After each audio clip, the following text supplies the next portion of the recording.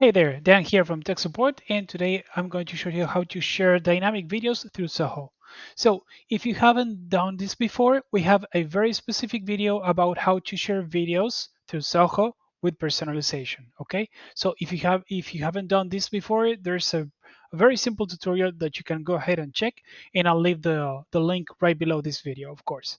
So, what we're going to do right now is simply show you how easy it is to actually share dynamic videos through Zoho because the procedure is exactly the same. So I'm not going to cover the whole process, of course, so you can check the previous video if you need to, but this is exactly the same process, except we're just going to copy the code from a different page.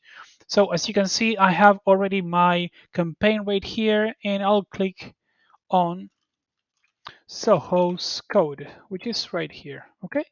So once we have this copied and once we have the template already set up, I'm going to click here on the editor. So I already have this set, but I'm going to erase it just to show you how this works. So you should have this panel right here. So what we need to do is go ahead and select the insert HTML. We're going to drag this right here, erase this, paste it, click apply.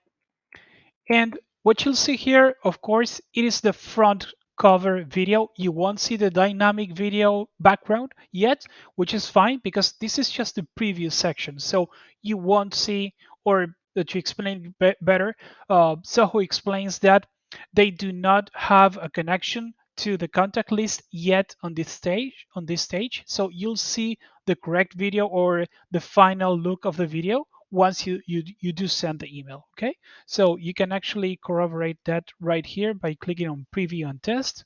Let me show you. Let's just give a moment. Okay, so merge tags added to campaigns content doesn't work in test emails. So it is just what I said before. The tags, sorry, work when an actual email campaign is sent to recipients. So the same thing happens here. Okay, so I'm going to hit on proceed. So it will save the content. It takes a few seconds here.